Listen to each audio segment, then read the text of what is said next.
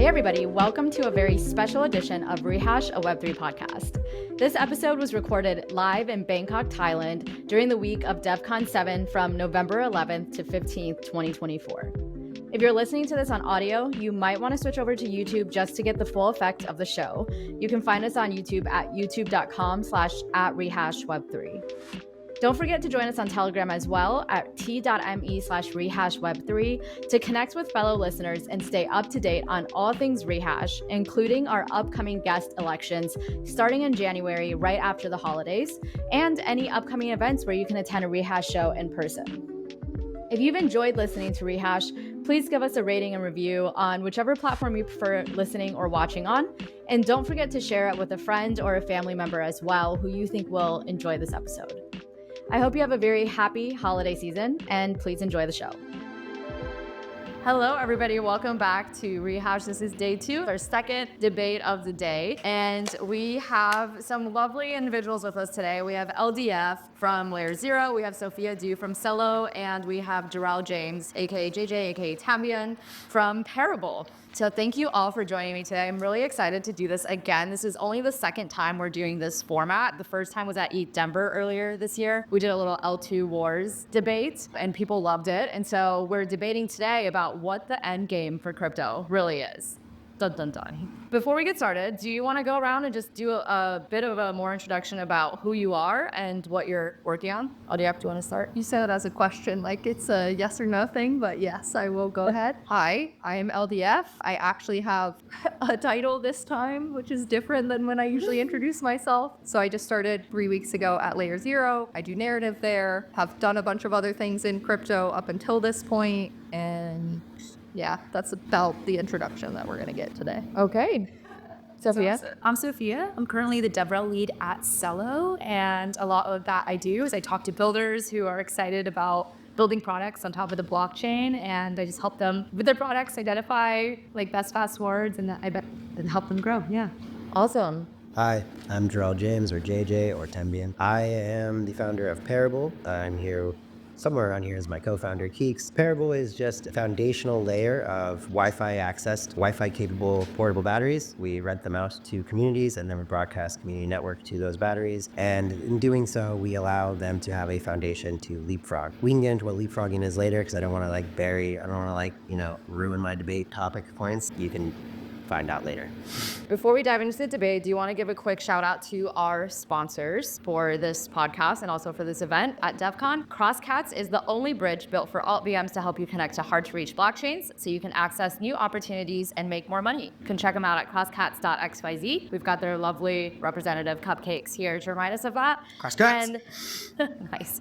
And Safe, which you know formerly as Gnosis Safe, is the ownership layer of Web3 with the most battle-tested smart accounts. Trusted to secure over $75 billion, Safe offers unparalleled usability and security for individuals, DAOs, and institutions. You can experience true digital ownership with Safe's flagship web and mobile wallet and its leading account abstraction infrastructure. So how this debate will be structured today is we're going to have a few different sections. We're going to start with opening statements. Okay, so whatever your stance is on what the end game for crypto is, you're going to have 2 minutes to start to give your opening statement.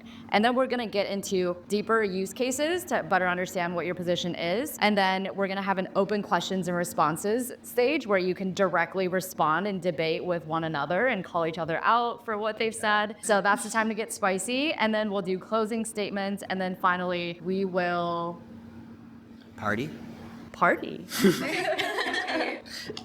Okay, so opening statements. You have 2 minutes. Not gonna time you, just keep it to roughly 2 minutes. I'm gonna time you. Sorry. I don't know. Prepared. I don't know what 2 minutes feels like. Okay, I'll time you guys. Were we supposed to like prep? You guys. JJ, do you want to start? You guys want to follow this? Yeah, I am. That's poor choice. Let's go.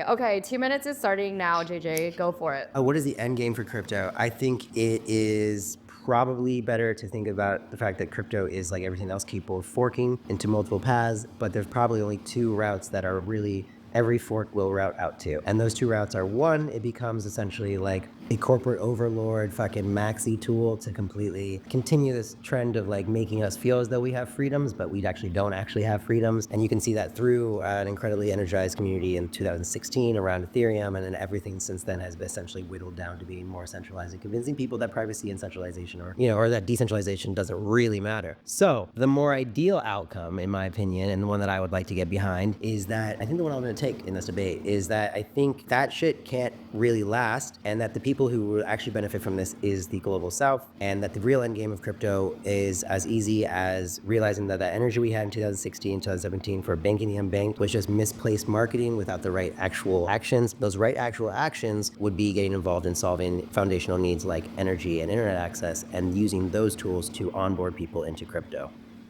That was a good one. How long was Very that? clear and concise. That was only 1:20. Yo, I got time. Okay, And now you bitches better get ready. Sorry, I didn't mean to use violent gendered language, but I needed. And that was the 40 seconds. Yeah. So I just want to tap into something, and I think I'll start this here. I would like to have everyone at home to Google what leapfrogging is and learn about what that emergent economic property is, because I think it's going to be very important to the rest of my discussion. Do you want to explain what that is, since people aren't going to have an opportunity maybe to... I really thought there'd be pause like a and kid Google at it? home just like, yes.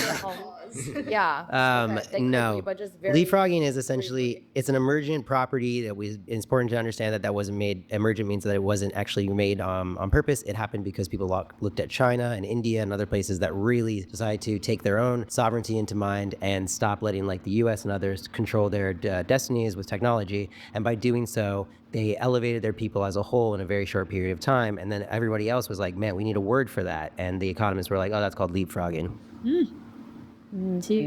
Yeah. Good to know. Good to know. Okay, who wants to go next? LDF or Sophia? I'm gonna get mine over with. Okay. you. Opening statements, 2 minutes, starting now. I think I have two things that I think will be the future of crypto. One, I think people are going to feel more closely identified with their digital communities and like the digital people that they're connected to over their country or nation state or where they were physically born. So we're going to see a future where I guess your digital passport and your digital identity is like more real than like your physical one is the first place. And then my second point is I think the future of crypto will be insanely entrepreneurial. Like now entrepreneurs will be able to own the value that's accruing at the things that they're creating and the apps that they're creating. They're gonna be able to tap into any marketplaces, like global marketplaces. Things won't be gatekept from like Apple Store that takes like 30% of your revenue, or from other monopolies, or from like YouTube deciding, hey, actually I don't want to show your videos anymore and you can't receive ads. And I know you got 10 million subscribers, but screw you, that's my subscribers, I own that. Like that won't happen anymore. And the future is just going to be just so much more entrepreneurial and creative. And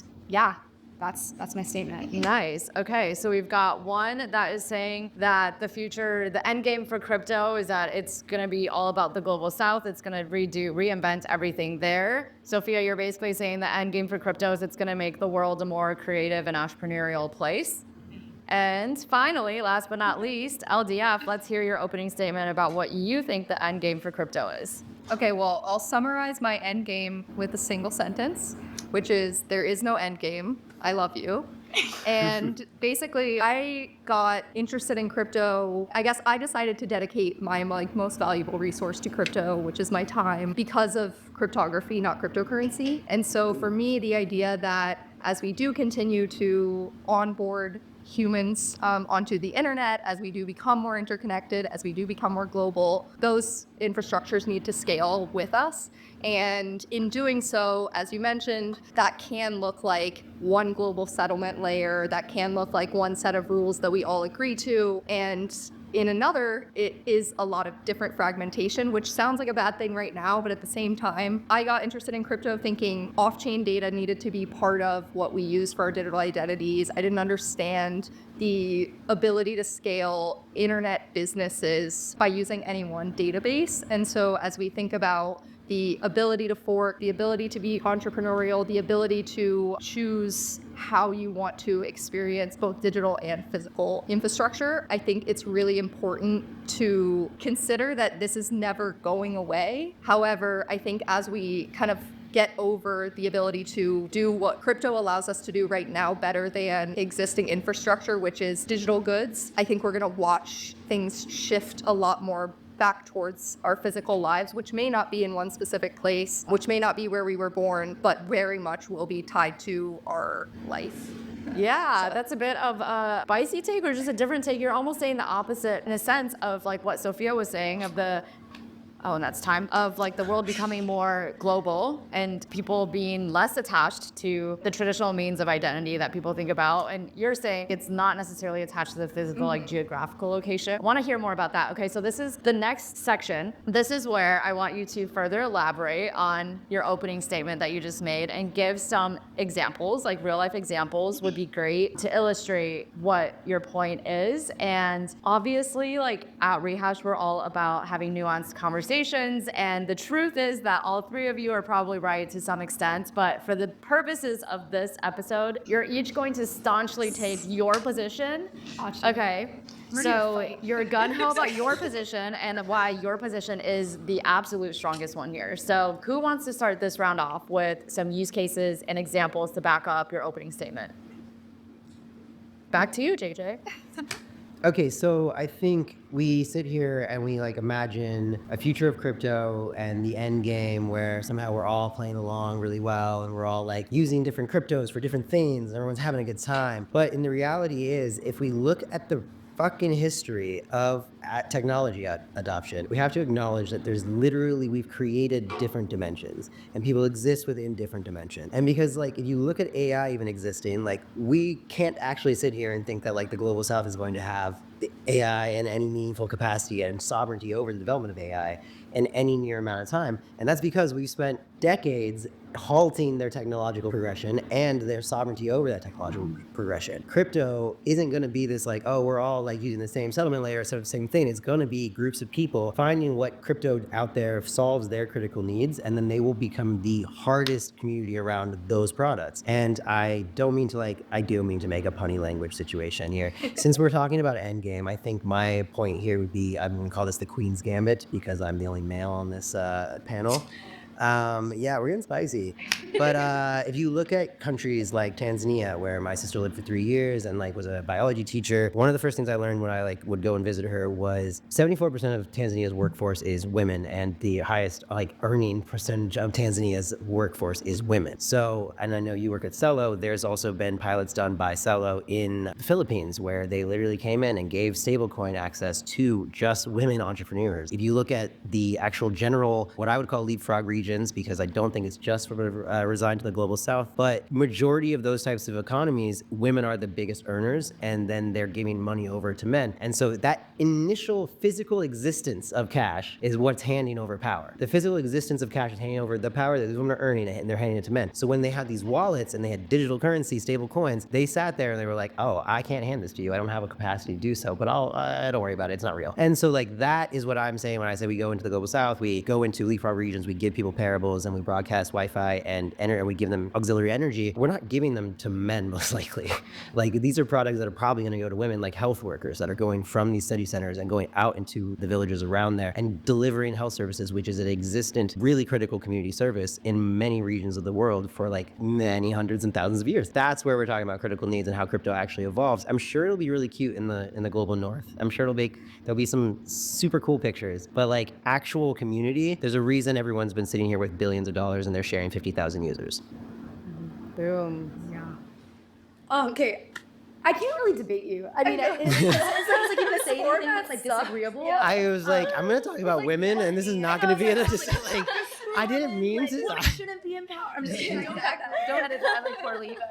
I mean, I don't disagree with anything you're saying, but I think just to add another point and like another aspect, like it is the handing of money and getting like being able to own your dollars, that's just going to completely change the game. I think I particularly got excited about crypto because of what it meant for future of work. I was in college and I really was just like trying to hustle and like trying to make some side cash, and I started like contributing open source software, started getting the DAO, and I was really curious of like, what is the future of work? Can I just like show up on Twitter and like DM people and like make money? And I started doing that. I just joined a Discord, figured out like their governance, schmoozed my way to like write a proposal, got it like disgustingly, not that much money, but like a weird amount for being an anon in Discord to like write a proposal and like have it pass, to like launch a product building this like identity passport. And I was like, oh, you can do this. Like I was always very entrepreneurial and I wanted to hack on things, but it always felt like if you wanted to build something, you have to start a company, you have to raise like money from venture. You can only do that if you graduated from certain schools, have certain connections, and then once you do that, you have to commit 10 years. And I love building things. I don't like committing 10 years to things. And so I was like, this is the best for like entrepreneurship. I can just like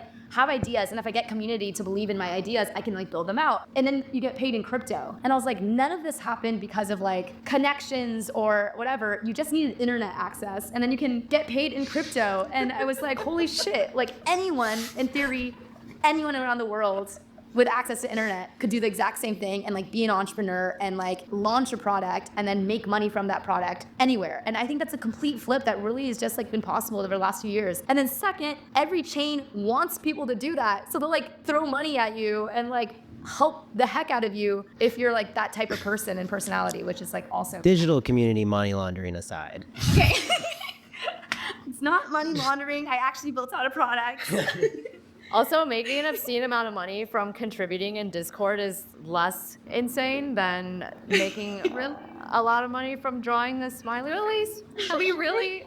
Is the host so like things? Like this panel knows about some things, but okay, yeah, no, that's a good one. Knows about some things.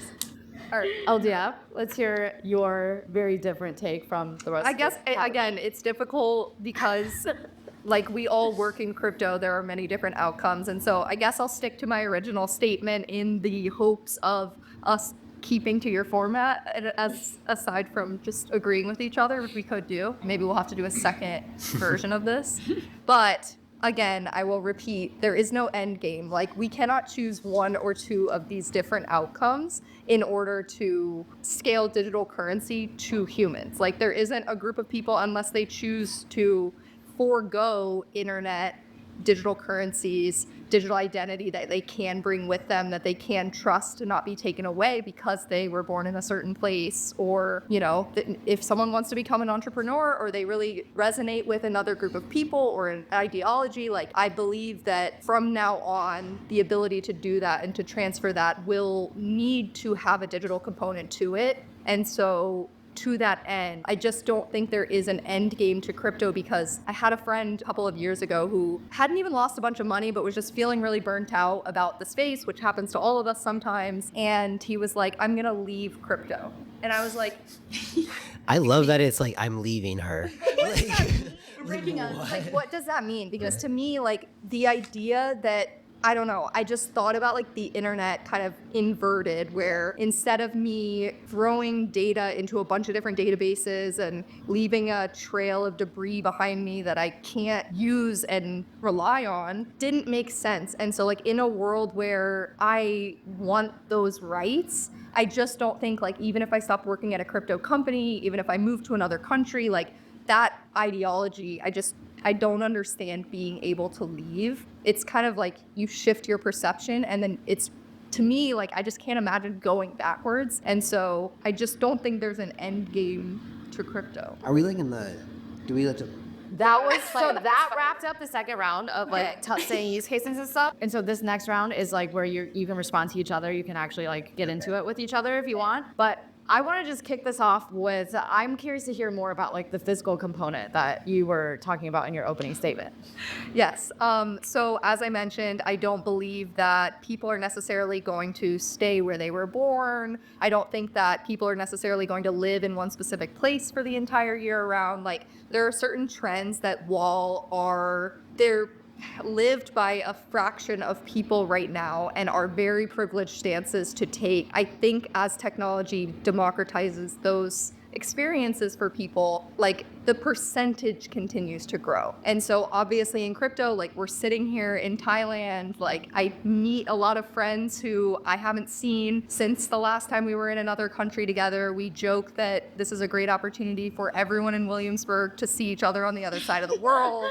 I think there's a value in acknowledging that privilege, but also like not shying away from it and throwing it out the window because we feel guilty about it. I think we need to use that privilege to help other people have access to those things if they want to. I know a lot of people who are like, I would be exhausted by all of this travel. Like, I do want to stay in one place. I like where I grew up. And like, no one should be shaming them for that view. But again, as we do decrease the cost of transportation and allow people to get visas more easily for different types of work, or to make money doing something that they maybe didn't have a background in, they're going to build more in-person community in different places. And you need to be able to prove things about yourself, to get an apartment lease, to be able to find someone to live with, to get a new job. And I also don't think that that will all happen online. Some of it may be facilitated online, but there is something about being in person. Like, I've been on Rehash a number of times. It has always been digital. And like, this is so much better. Yeah. So that's kind of what I meant, was like, people will still use that digital identity to build in-person relationships, even if it is in different places and not like kind of traditionally what we look at as, I was born here, I grew up here, I stayed there, this is my community. Maybe the real benefit of crypto is that it is helping us to realize how being online all the time is terrible. It's not good. It's going to make us do a 180 back towards the other direction and be more offline. Yes. Okay, interesting. Thoughts? I'm trying so hard not to be my ADHD self. Like that just like jumps at I know, me. and me too. I'm like, this is your chance. Three of us. This is the time for, this is the time for Oh, that. okay, so I take a really, unfortunately, large view of this world, and I think a lot about how, like, yes, technology development does democratize things, and it democratizes what exists currently, right? It democratizes what is capable of existing within certain, like, corridors of acceptance. And I'm using these words generally because I don't really want to say like too aggressively what I'm about to say, which is like democratizing technology in a society that already has really ingrained biases doesn't really do anything other than democratize bias, which is to say that like we look at the way human beings develop and societies develop. They are currently taking a drastic trend in the last 300 years towards industrialization. And with industrialization has come people moving from rural communities to central cities. And with that has come, if you move to a central city, then we will democratize technology's access to you. And when we move to those central cities, and that's the only city that's getting foreign direct investment, and that's the only city that's getting built up by anybody, then your only expected point is to go there and somehow get a better life and like use that crypto stuff that you heard about. And so what I think is the fucking worst part of that, because that's capitalism's endgame. It's like make people go into that situation, burn out, and you're going to consume forever, right? But the fucking problem is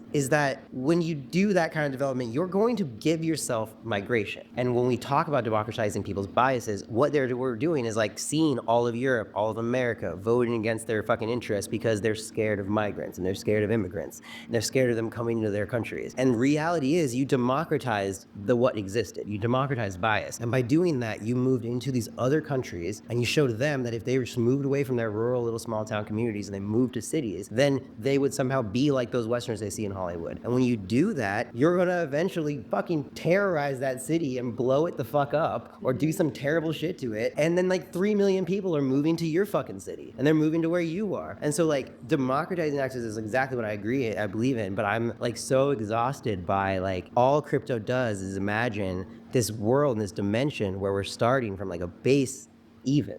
And we're not starting from base even. We're starting from massive manipulation and like incredibly unsophisticated like suppression with the acceptance of those who have a shit ton of money. And when you turn those in those regions who have a shit ton of money towards your financial structure and your financial system, you inherently like ingrain democratizing access to their biases, to their existence. And their existence is always going to be like, we need to fucking be the only ones that are rich in this country. You go to Korea, it's an incredibly developed country. It's an incredibly digitally connected region. It's an incredibly digitally connected place. It is 6 families running the fuck out of that place. Like, it is incredibly like autocracy, like really, it's awesome, but it's incredibly productive. And that is what the United States does. Like the United States moves into places, like big powers move into places and they democratize access technology so they can just make one elite class and then keep everyone here. And that is what I think crypto has the capacity to get around and the way that they do that is by controlling access to energy and access to internet. That is the only 2 things that they control these days, and it's the only thing they need to control. So I think crypto should stop that. It's to stop there and start there Okay, and then my hot take, just because I'm trying to like add some debate energy to this, is that this is not the only thing crypto should be controlling. Crypto, like there's the big black elephant in the room that if regulation just one day decides that our whole industry is insanely illegal, and if you own stablecoins, you go to jail, we're all screwed. Like that's the end. And the truth is there are certain countries where that is the case. And if you're an entrepreneur and you're trying to innovate and you don't really know like whether your innovation can put you in jail, that is a really toxic place to innovate. That is a place that you can't build anything. You can't add back to your own country. You can't add more economic value to like the people that in the area that you grew up. And if you're really like interested, you'll get another passport. And if you have money and crypto money, you'll come to America and you'll help an existing capitalistic power structure or whatever, or any of that. And you're not actually. But I would argue, I don't know why I'm leaning in. These mics are incredible. You're the closest I would to the argue. I know, I'm trying to try to see you guys, and this chair is. But I mean, I would argue like that fear of regulation is a chess move on the part of the people out, like like that's what I'm saying. Them making you scared of regulation, you scared to innovate, us scared to innovate, and then making a game out of us bouncing from country to country is all a subversion. Like that is what, because if we're scared of crypto regulation and we act and like in a way that we're scared, then the people that it will actually liberate will they will be scared. They will be more scared. They look at America, they look at Europe, and they see the way, and they're like, oh, but crypto's awesome for us, but it'll never be legitimate. And they're like, if you are suddenly like much wealthier because you are able to move your fucking local currency into a stable coin, and the whole world is looking at you going, that's really sketchy. It's a really sketchy thing you're doing. What kind of cognitive dissonance do you live in?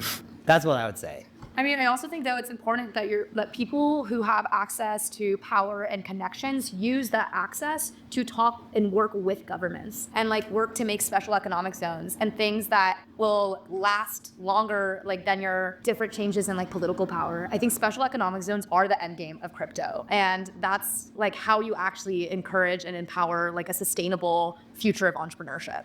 I mean, the irony is, though, we're like saying that, I don't know, like, let's take America as just like the poster child, because it usually is, and I get why, but like, I mean, I'm an American citizen, I live in the United States, and everything we're saying is true, but at the same time, like, if we're not willing to leave for things that we believe in, then we are giving way more power to a government that we're basically saying is corrupt and failing, and in favor of saying, but we have to be here because everyone in the world is looking to us to say what is acceptable. And to your point, like, they don't have to listen. And in the same thing, like, just on a smaller scale, like our industry, I've been listening to panels this week and conversations that are either philosophizing about the future and like what this exciting narrative that all of us were kind of sold on for different flavors or reasons, or all the problems and like the things that we need fixed in order for the vision that we see to be true. And I just think that we're hurting ourselves by putting so much emphasis on both of those sides instead of every minute of every day, like trying to inch it forward ourselves. Because like the reality is I can't build a better system for someone else whose life I do not live if I can't even do it for myself. And so again, like I just think that there is no end game for crypto because I personally have chosen that as a better alternative to some of these systems that we do rely on right now. Wait, if I'm hearing correctly, like the argument is if you're really like in it and if you're really a bullish, you'll like get rid of your American passport and citizenship? No, you'll just stop paying taxes.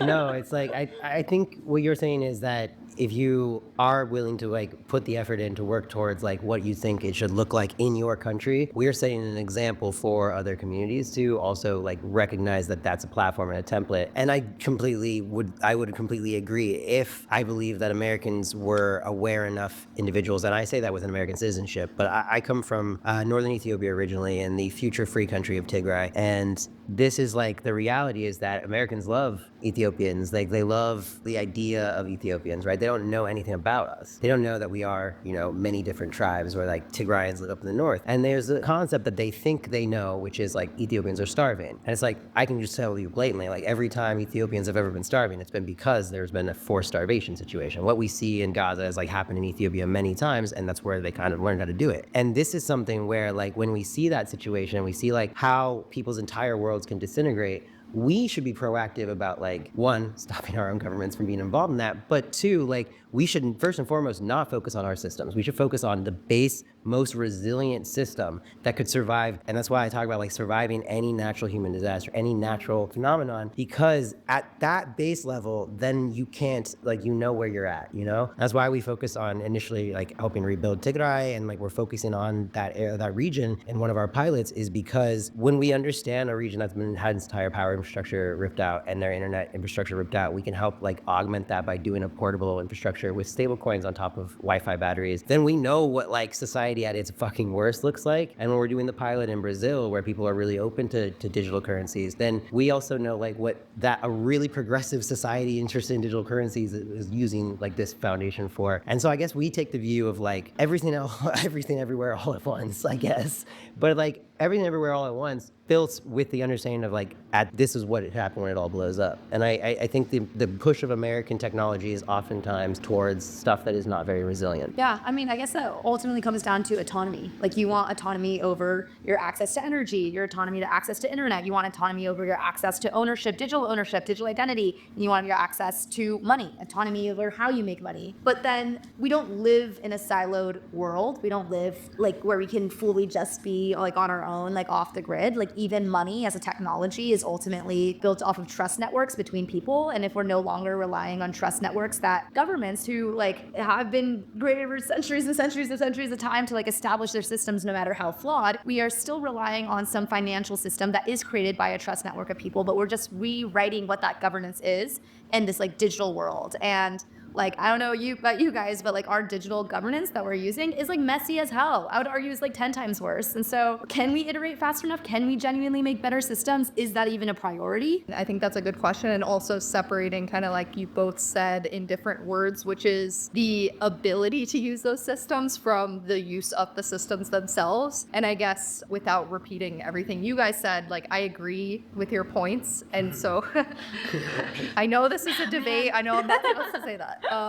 But again, like I think from a first principles perspective, it is our responsibility to use these systems ourselves and not simply push them on other people saying, it's so much better, you're going to love it, it's great. But not relying on them, I think is hurting us more than we give it credit for. Yeah. So I'm gonna throw in a separate thought because this, this panel is so friendly and we recently had an episode on with Peter Pan from 1KX where he talked about autonomous worlds, and his sort of take in that episode at least was, what if the end game for crypto is just to have fun with the 10 people that are in crypto today? Like what we're doing today, what if it's just fun and games and that's it? Is that really so bad? If we're having fun doing this, does crypto have to be this thing that solves all of life's biggest problems, or can it just be a fun game? Start with silly, like 100%. Like I think both, right? It's a fun game, but it's a fun game for all. It should not be a fun game just for the same like 100 people that go to every single crypto conference. It should be a fun game that like every single person has access to participate in. But yeah, I think the best way is to start with silly. When we're like all burnt out from the existential like crises of like, holy shit, the world. saving the, like we gotta save the world. Like it's painful as hell. It's a lot of pressure. It's a lot of pressure. It just, you don't know where to start. It's jaded. It's like people, it's messy. I think the things that are like really taking off are like meme coins and like, I don't know, other silly things. And I do think it requires silly to tap into creativity, and creativity is ultimately what is going to make our technology flourish. I'll take that same thought from a different angle, which is I think it's about order of operations. And so like when I think about the end game for crypto being 10 people having fun, I just think that's ridiculous, because first of all, if a group of people are genuinely having fun, the first thing that usually happens is the expansion of that fun or people wanting to get in on that. And so I look at it from a, should we first create value, which I believe fun entertainment have value, or are we not allowed to do that until we solve all the world's problems? And so like if we look at it as a, oh, I have to, eat my vegetables first before I get to eat dessert, like no, I'm not saying no one gets to have fun until we've solved all the world's problems. However, I think like building resilient systems is the end game to an extent. And so in order to build resilient systems, you need people actually trying to do things, breaking them. I can't tell you how much fun I've had using products in their very early stages and improving them much, much more quickly than theorizing about some other person and how they're going to use it and what it's going to be great for. So again, like first principles are use something, have an opinion, make it better, make it more resilient, and don't like try and build a perfect system the first time, because that is usually bound to fail. Okay. Well, how would you respond to that, JJ? Weaponized silly is the worst thing you could possibly do. And I think it's bad because what weaponized silly does, and I'm calling it weaponized silly because I love this goose that's this is my boy. It's really like helping him make his point. weaponized silly goose. Being so silly.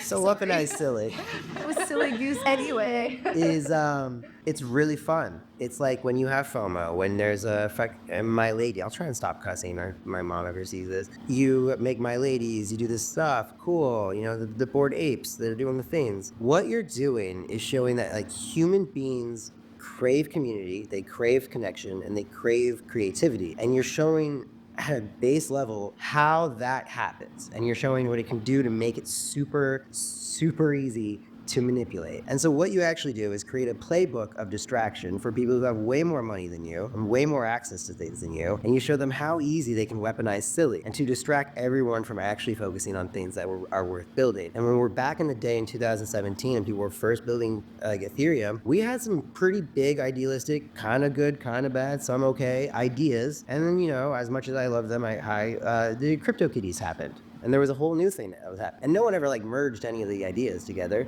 And they didn't think about that until like years later. Like there wasn't like public goods around NFTs. There wasn't any of that shit. It was like, oh, we're having silly. But what you did see happen then was like the Bored Apes people came in. You saw like a whole new community of people that like weaponized silly for their super hyper capitalist nonsense and like stuff that you would like recognize. And so like I think to distract real builders and to distract people who could actually make a difference in this space, the best thing you can do is to weaponize silly. Okay, just because I feel like I'm always the devil's advocate, but like we should weaponize silly. No, I'm just kidding. You said that before. Which is like keep going. I want to keep going. I just like so I come from public goods network. I come from Gitcoin. I come from the side of crypto. That's always like, why is everyone building meme coins and being so degen? You're so distracting towards the real builders and the things that really make a difference. And what I have realized sometimes when you're on this kind of high horse is you're not in flow. Like it's just painful. You're thinking really theoretically about like, what does this mean for the world? How do I best allocate capital towards all of these stuff? And like in my personal experience, I shipped less. I like what in this moment when I was like really active about like what is the most effective allocation mechanism for based off of different economic theories and all that stuff, I like wasn't building and I wasn't shipping things. When I then like was trying to be silly on Farcaster frames, I was like shipping all the time. And so for me, using silly to just like start building and getting the flywheel and like bringing that fun things back personal is like how you. Personal motivation aside, I think that's great. I think like I would like to weaponize silly all the time. Personal motivation. But the way of organizing a community and building out an ecosystem through like always having reactive moments to whatever like new weaponized silly thing is happening, fine. That's like how you want to lead your ecosystem. But like at the same time, we now have Elon Musk as the king of Doge. Like that's what happens is you like give the most powerful people on the planet who are aware of what's going on, like this ability to take your community, and that's your community that has no mission. Your community that has no message, no understanding of anything. And now Doge is literally like the currency that of like Trumper people because of Elon Musk, because it had nothing. And they just took silly and they said, we can weaponize it for this over here. So I think like, sure, we should build internally and personally for silly things that like inspire us and get into those flow states. But I think, sorry, I actually realized I wasn't knowing my point. And that's what you remind me of, is that we don't have the luxury. And when I say we, I mean like people in like a lot of these regions to only build for like silly. And so if we want to actually make something of impact, we have to have access to those tools as well. And so if all we see that's supposed to be building the ecosystem to get us more access to those tools, and that ecosystem every couple of years just completely turns to the right and goes towards silly, I'm gonna fucking burn the place down. Like that. Silly sells. Silly sells bullshit. The fact that the two of you with your animals are debating the silliness thing, whether we should stay silly or weaponize silly, the goose is like such a vibe. I mean, obviously Cupcakes is our hero. We're gonna wrap this up and it's time for closing statements. So this is your last last chance to convince people. It's okay, we'll get away. Sophia's really upset. It's like Extremely upset that we have to close this conversation. She wants to talk about this forever. We're going to start with closing statements. So this is your last chance to wrap up everything you said today with a bow and tell everybody why your position about what the end game for crypto is in fact the right one and what is actually going to happen. I feel like LDF should start because we just ranted. Yeah. Yeah, I like that. She's the only serious person here without I'm a so little serious. friend, you know. Yeah, I know. I got my friend stole that. No, it's okay. We can share. Okay, I will end my closing statements with the same sentence that I started with, which is, there is no end game. I love you. Again, I think that all of these points are valid. I think that we need to see actually a lot more experimentation because we wouldn't be having this conversation if everything was working the way that we've all envisioned it in our heads, that we've talked about for hours and hours on podcasts in different countries, online, in person. And so I think, number one, viewing ourselves as this in crowd of in crypto versus out of crypto, or assuming that we're going to solve this problem, is assuming that humanity is going to end. So I think that crypto does not have an end game, and we need to keep moving forward anyway. Boom. Okay, Sophia, let's hear your closing statement. All right, my closing statement is to stay silly. I'm just kidding.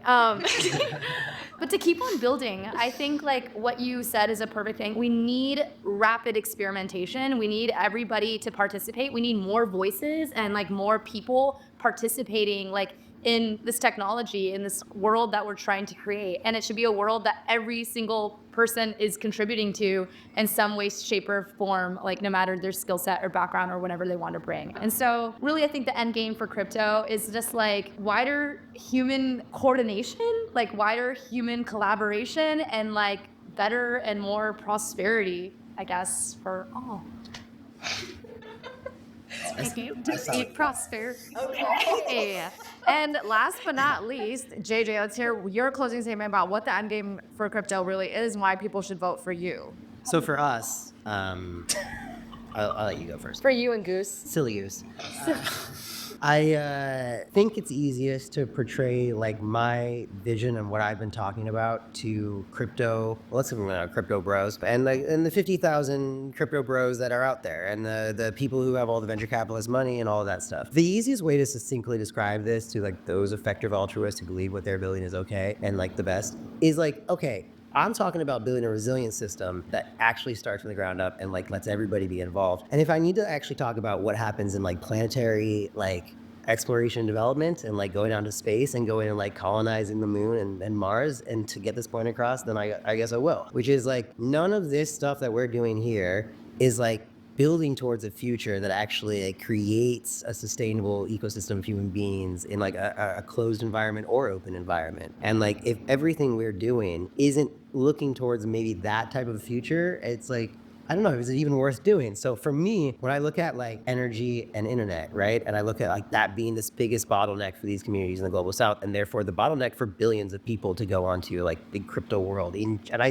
do generally believe like stable coins are probably the only useful product in crypto, but I think stable coins are incredibly powerful. Like money is an incredibly powerful thing. And so when we look at those systems and what it takes to get them to be involved in just that base layer of society and like have democratized access to technology, okay, let's build that from the ground up. Okay, now we actually understand what it looks like to do energy and internet on the moon. We understand that there's still going to be high latency relays between Earth and the moon, Earth and Mars. And like we're going to have communities of people who are using solar panels to charge giant batteries and small batteries that are being charged from those giant batteries. And those communities of people are going to have those batteries in their houses because that's how fucking planetary development actually works. And so all I guess I really think is that crypto people and like the end game of crypto should be to like stop looking internally and like to the past to like represent yourself off of like, oh, this is how currency systems existed, or this is how art has traditionally existed. We can replicate that on chain. Look at your fucking role in what it takes to actually move us to a type 1 civilization. Look at your fucking role in what it takes to remove power from major tranches that have fucking had way too much power for so fucking long. Look at the reality of like the bottom of those power dynamics and say, okay, if that's the reality of the bottom of the power dynamics, then these are the parts that can change the bottom of the power dynamics to where it's like a more democratized, and that is what like will exist on planetary development. Or we're headed to a world where Elon Musk takes Doge to the fucking Mars and makes everybody pay with Doge and like gives people an internet card every day that they're allowed to have a certain amount of internet, and then he turns off the lights to their fucking house. Like that's the world that you're building against. All right. So our live audience, this is where I need your help. If you think that LDF made the strongest case that there is no end game for crypto, because if there is an end game for crypto, it means there's an end game for humanity, and we don't like to think about that. Please cheer as loudly as you can for her. Let's hear it. There's a limited audience. Okay. Also And biased. how about if you believe that what Sophia said, that the end game for crypto is all about the future of work. It's about people working more efficiently, more entrepreneurially, more globally, more creatively. Give it up for her. Let's hear it. Okay, I'm not hearing the loud whoops on this one, but that's okay. And finally, if you think that what JJ said about the end game for crypto being about improving efficiencies in the global south and much more, please, let's hear it for JJ. Oh my god, yes. Okay, I think that was that a tough is. one. I feel like it was a But toss-up LDF between presents to be JJ and nihilist, there is LDF. no end game. It's the easiest thing to root for. Come on. Well, a couple I'm gonna declare you guys tied as winners. You both receive prizes. You both receive prizes. I have hoodies for you, and I have towels for you as well. Oh, And so I what? will- Those are the prizes?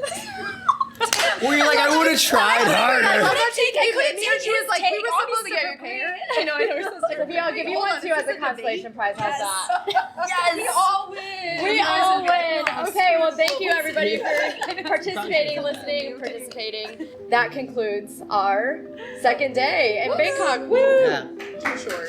Nice. Good job. I agree. All right, let's get He's out of not, here. he's not Now giving you that we're a done, we can all Oh, sorry, I didn't see you there. Okay, we're good. Thanks so much for listening to this special live edition of Rehash, a Web3 podcast. To attend a future live podcast show, please join us on Telegram at t.me/rehashweb3 and follow us on all social channels at rehashweb3 so you don't miss any upcoming announcements for live podcast show dates. We'll also be launching a new round of guest elections in January, right after the holidays. So start thinking about which new and old guests you want to hear on the podcast again in 2025. Finally, please follow, subscribe, comment, and share this episode across whichever channels you spend the most time on, as that'll really help us get this episode and other Rehash episodes heard by as many people as possible. Thank you so much for being part of the Rehash community for another year, and I cannot wait to keep yapping away with you all in 2025.